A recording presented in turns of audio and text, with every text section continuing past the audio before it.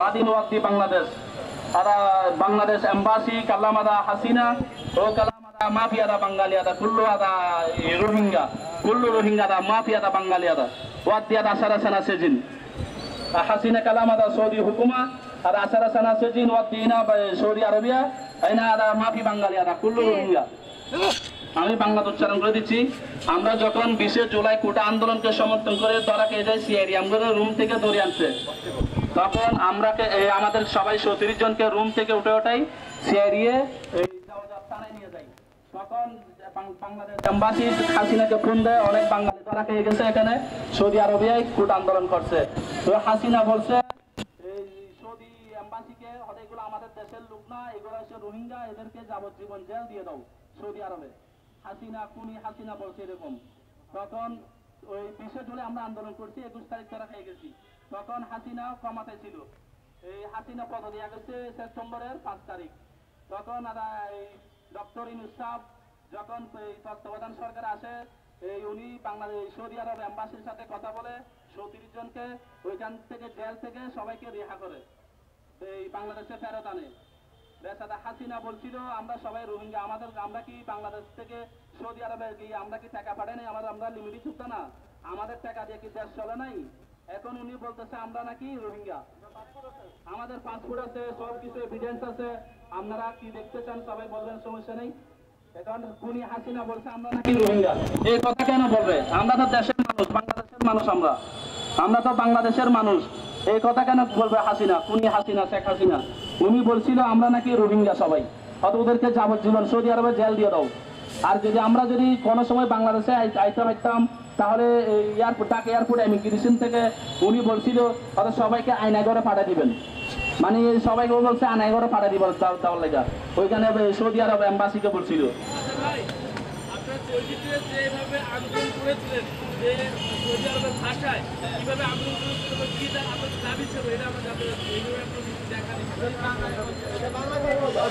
আন্দোলন তো করছি ভাষা বাংলায় আরবিতে আমি কে তুমি কে বাংলাতেই করতে বাংলা ভাষা আমার মায়ের ভাষা ওইখানে আরবি এখানে বলবো সি হাসিনা আমি কে তুমি কে আমার ভাইয়ের রক্ত সি হাসিনা আমি কে তুমি কে এভাবে আমরা আন্দোলনটা শুরু করি সি হাসিনা আমি কে তুমি কে হ্যাঁ আমাদেরকে এক্সপোর্টে মানে যখন আমরা মিছিলটা শুরু করে মানে 2 রাউন্ড দিছি একটা বাজারের মধ্যে তখন আমাদেরকে মানে সৌদি পুলিশ এসে আমাদেরকে এক্সপোর্টে সবাইকে গ্রেফতার করছে 10 জনকে গ্রেফতার করছে তখন আমরা পালাতক ছিলাম একদিন পরে সিসি পুলিশ থেকে ফটো বাইর করা তারপর আমাদের রুম থেকে এই দড়ি আনছে বাকি লোকগুলাকে তো এক্সপোর্টে 10 জন ছিল তারপরে 24 জনকে রুম থেকে সিসি ফুটেজ থেকে ফটো নিয়ে সবার কাছে সেখানে আমাদের কাছে ভিডিও আছে ফুল প্রমাণ আছে আপনারা দেখতে পারেন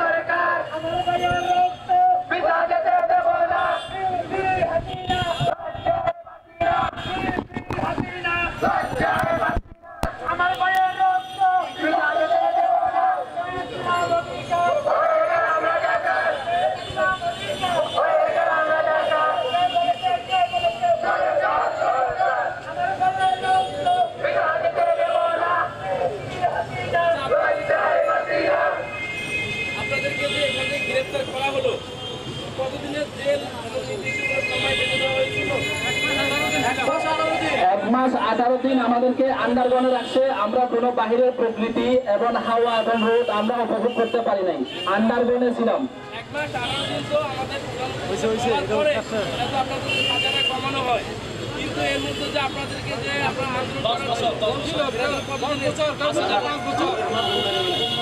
হাসিনা বলছে 10 বছর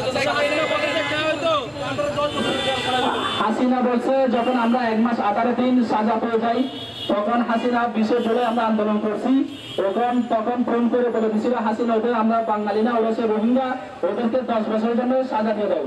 তারপর ডক্টর যখন তত্ত্বাবধানে আসে তারপর উনি সৌদি আরব এম্বাসির সাথে কথা বলে ও দেশের সাথে কথা বলে আমাদেরকে 1 মাস 18 দিন পরে দেশে ফেরত আনে মোহাম্মদ ডক্টর ইউনূস সাহেব। আপনাদেরকে যে জেল থেকে তারা ছেড়ে দেয় তারা কি সরাসরি আপনাদেরকে বাংলাদেশে পাঠায় নাকি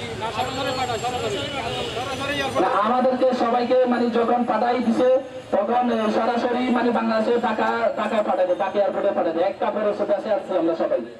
আমাদের রুমে 3-4 হাজার রিয়ালের চাই সামান, অনেকজনের 8 মাসের 9 মাসের স্যালারি একটা করে আনতে পারি নাই। যখন আমরা কোম্পানিতে ফোন দিয়েছিলাম ওরা বলতেছে হাসিনা করলো হাসিনা সিল ফুলুস ইয়ানি করলো হাসিনা ফুল সিল ফুলুস।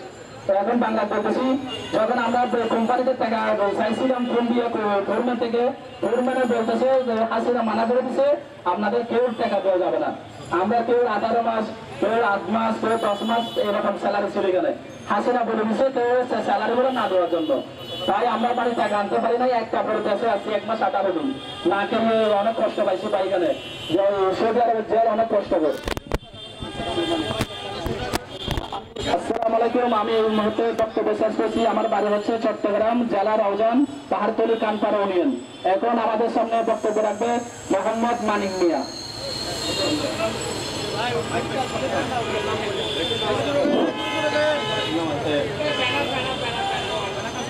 আসসালামু আলাইকুম সাংবাদিক ভাই ও বোনেরা, আমার সালাম নেবেন। কি বলবো, এখান থেকে সকাল থেকে বলতে আসি আর কি বলবো ভাই, আমাদের মনের দুঃখের কথা। আমি একজন সফল ব্যবসায়ী, আমি ওইখানে ব্যবসা করি। আমরা যখন কোটা আন্দোলনের পাশে যাই তখন আমরা কেউ কিছু বলে নাই। ঘটনাস্থল থেকে 4 জনকে গ্রেপ্তার করছে, আমরা ভাবছি যে আর কেউকে গ্রেপ্তার করবে না। আমরা দুপুরে শোয়ার পরে ওইখান থেকে আমরা গ্রেপ্তার করে নিয়ে আসি।